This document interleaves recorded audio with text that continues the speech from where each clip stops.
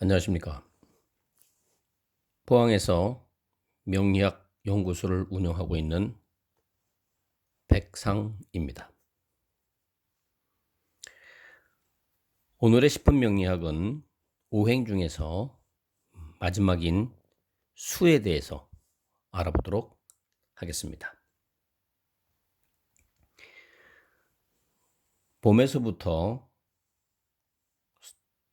상승하기 시작하여 화를 거쳐서 포화 상태가 된 토를 지나 하강하기 시작하는 금과 마지막에 저장이 되는 수가 이렇게 그림과 같이 나타낼 수가 있는데 목, 화, 토, 금, 수의 단계가 됩니다. 목이 봄이라고 그러면 결국에는 마지막에 지는 거니까 계절적으로 보면 겨울에 해당하게 됩니다. 천간으로는 임수, 양의 임수와 음의 개수로 구분이 되고 지지는 해수와 자수로 구분이 됩니다. 방위로는 북쪽에 해당됩니다. 수리로는 1과 6입니다. 맛으로는 짠맛에 해당이 되고 색으로는 흑색입니다. 여기서 이 흑색이라고 하는 부분에 좀 의문을 가질 수가 있는데요. 수라고 하는 거는 물이지 않습니까?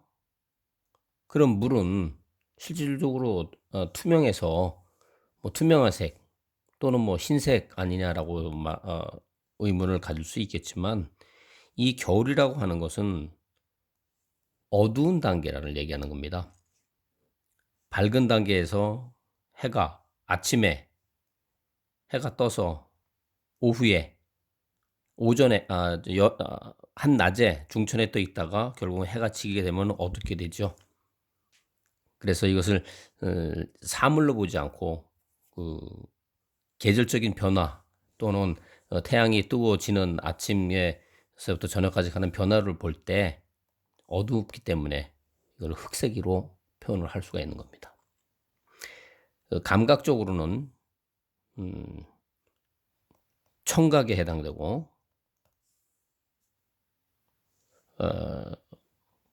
성격으로는 지혜에 해당됩니다. 또 물이기 때문에 이 상황에 따라서 이렇게 물이 흘러가는 길이 적절하게 이렇게 가기 때문에 결국은 원만한 성격도 될 수가 있는 겁니다.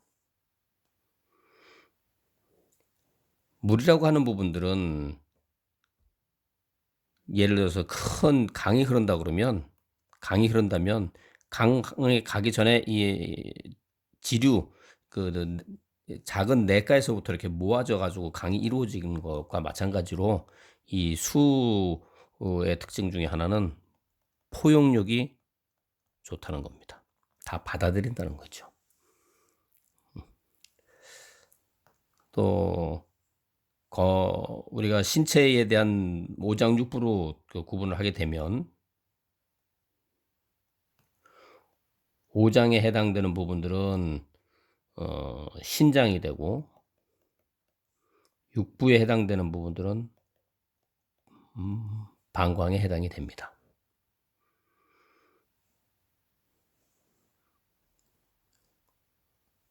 또 금이 피부에 해당된다고 말씀드렸습니다.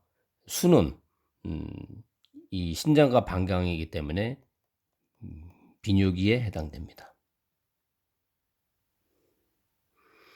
에, 얼굴 기준으로 해서 눈, 혀, 입, 코, 귀로 나눌 때는 귀에도 해당이 됩니다. 아까 청각에 대한 부분을 말씀드렸는데 이 청각에 대한 부분들은 결국은 귀와 관련이 있기 때문에 그렇습니다. 소리로 나타낼 때는 각, 치, 궁, 상, 우에서 우에 해당되는데 이것은 장구를 칠 때와 같은 그런 소리라고 말씀을 드렸습니다.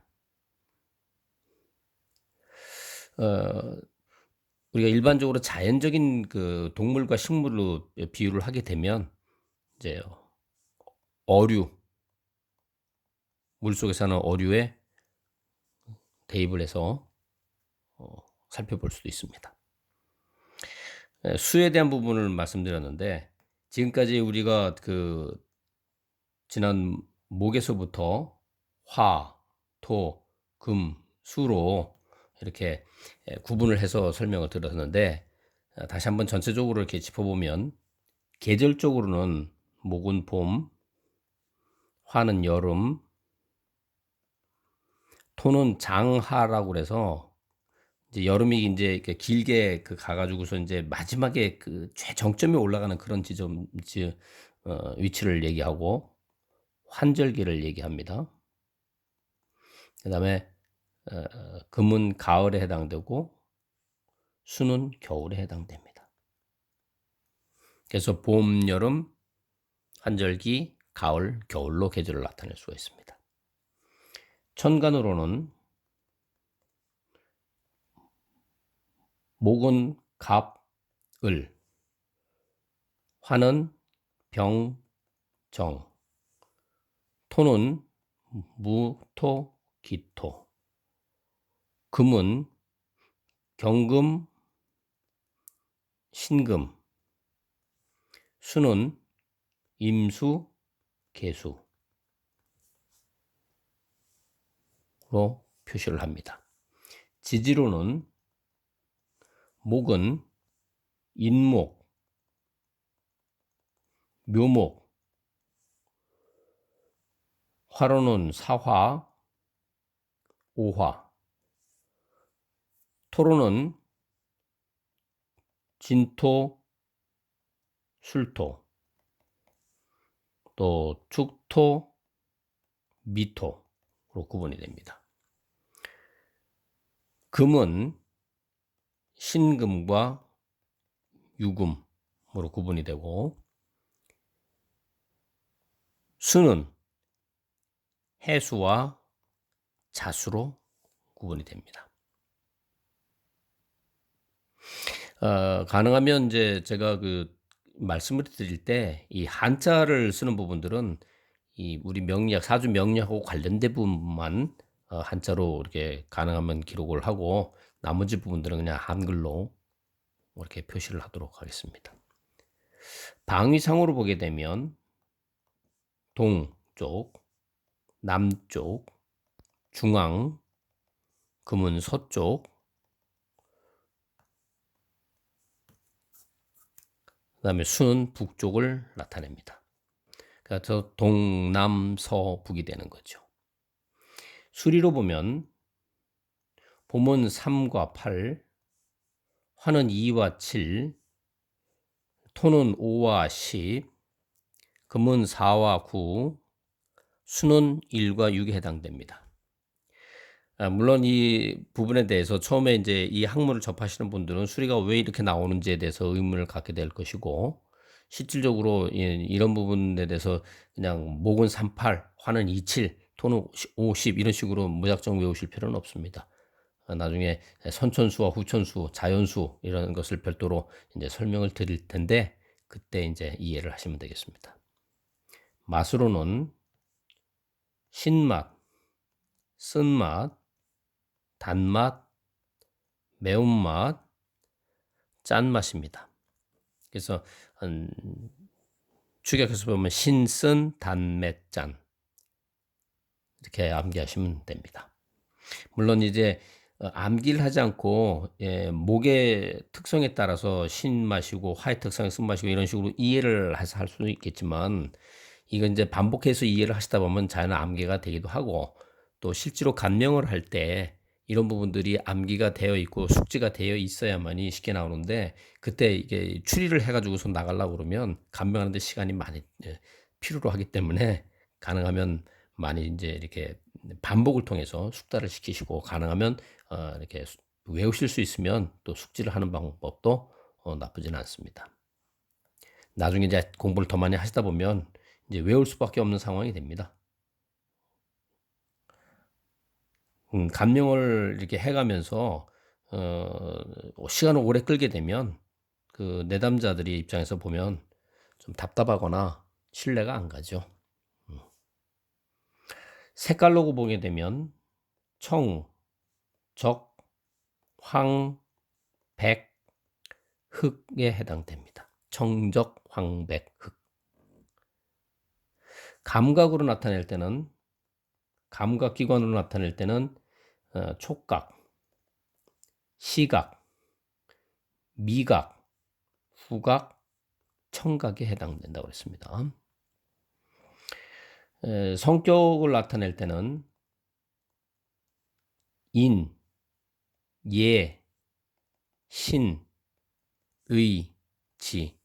이는 인정, 예는 예의, 신은 신의, 의는 의리, 지는 지혜를 나타냅니다.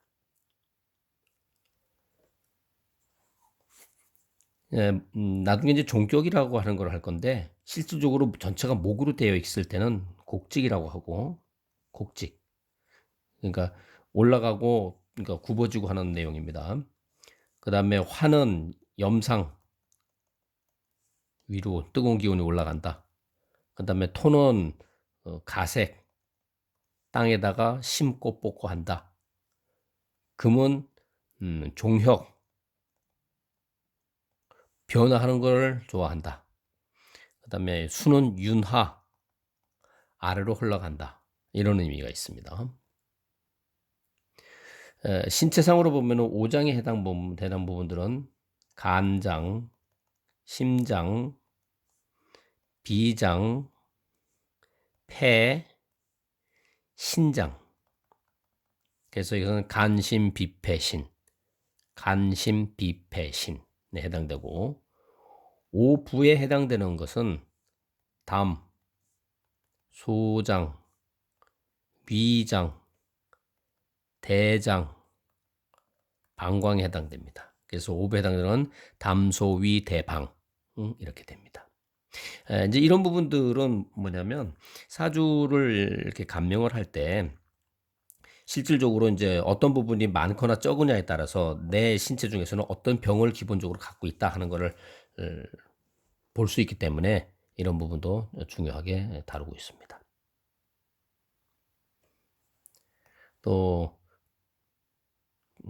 기타 이제 또 중요한 부분들이 우리가 이제 얼굴상으로만 이렇게 봤을 때 얼굴에서 나타난 부분만을 하게 되게 되면 눈, 혀, 입, 코, 귀가 되는데 이런 부분들을 신체를 전체로 놓고 볼 적에는 수족,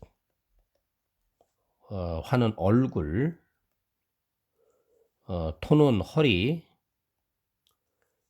금은 치아, 이빨이죠. 그 다음에 수는 수분, 몸에 있는 수분을 얘기합니다.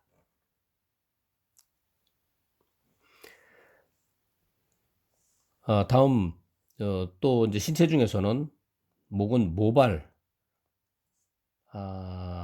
그다음에 얼굴, 모발, 그다음에 따뜻한 체온, 그다음에 옆구리, 허리니까, 그다음에 귀, 코에 해당되는 그 기관지, 그다음에 수에 대한 부분들은 타액, 땀이라든지 이런 부분들, 이게 이제 수에 해당된다고 볼 수가 있고,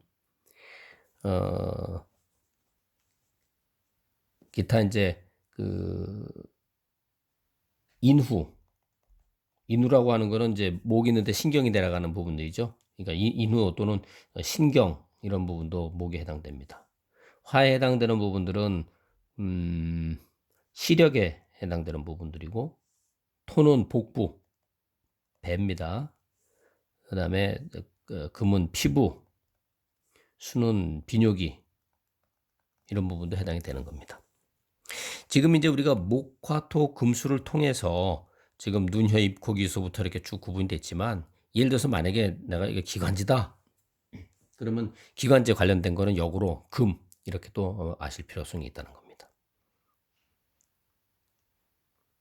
이 부분도 중요한 부분이고요. 또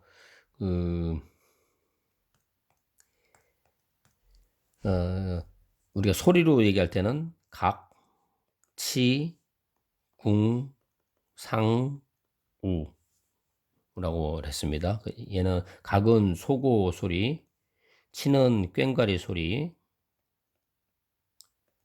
궁은 북소리, 상은 징소리, 우는 그 장고 소리로 이렇게 구분을 해서 설명을 드린 바가 있습니다.